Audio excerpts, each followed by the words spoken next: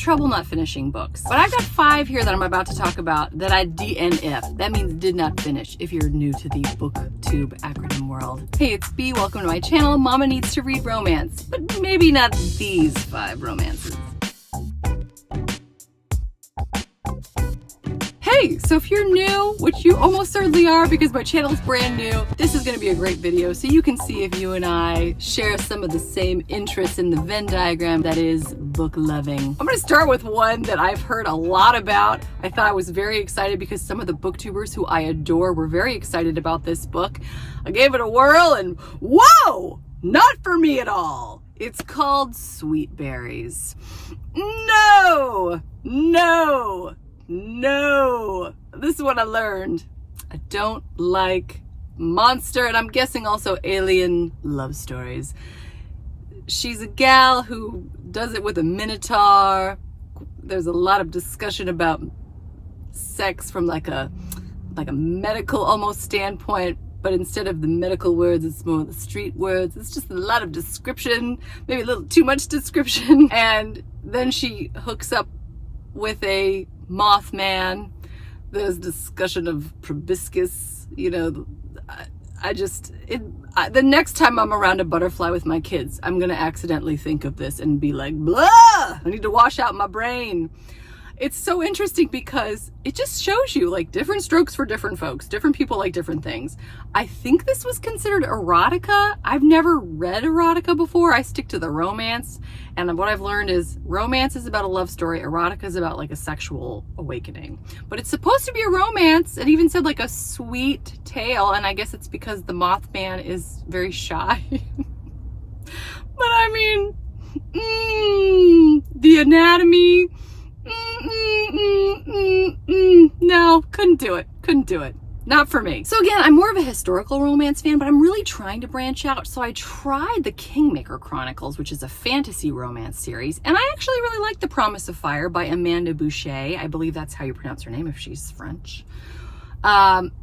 And I liked it. I thought it was very interesting. It's got Greek roots. There's like a cool map and they're traveling and there's magic and dragons and love. And I really liked it. However, the second book, I tried to get into it and it's called The Breath of Fire. I really didn't like it at all. Again, like in the first book, she's very immature, which I found kind of cute in the first book, but by the second I was kind of over it. And the first person narrative makes it difficult to understand what other people are thinking. And for me, I felt like Griffin in the first book, he's the love interest.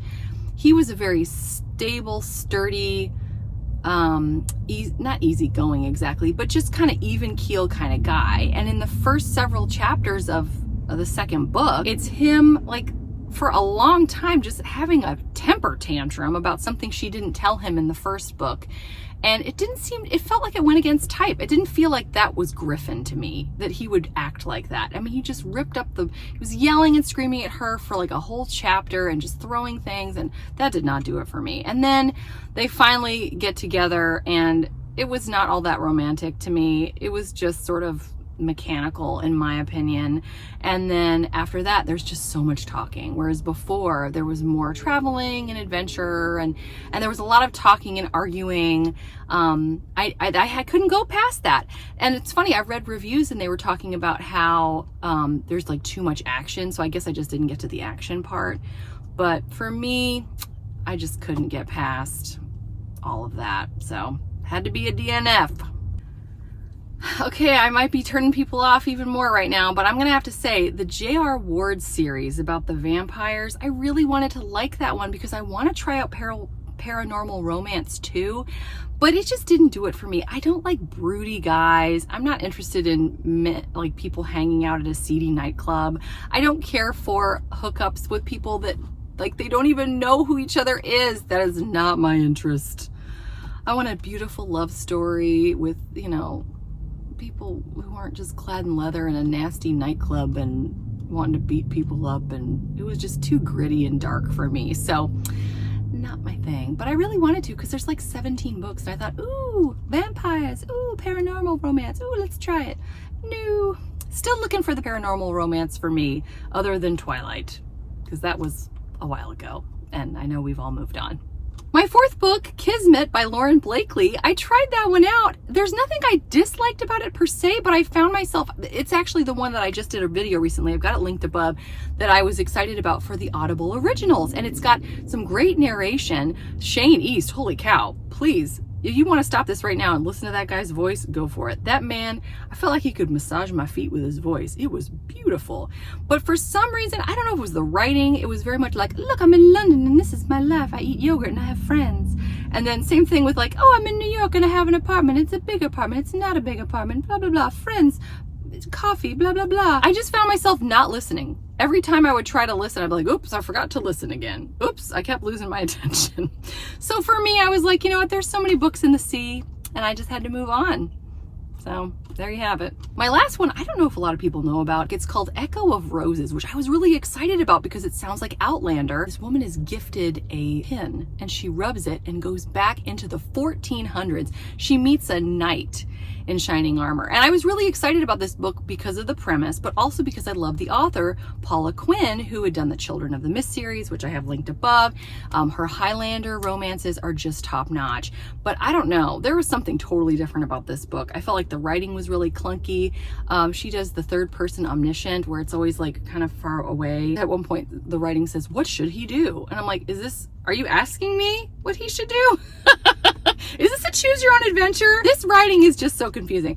Also, at one point, and this is a guy who is a knight on horseback in the 1400s. I'm talking real legit knight.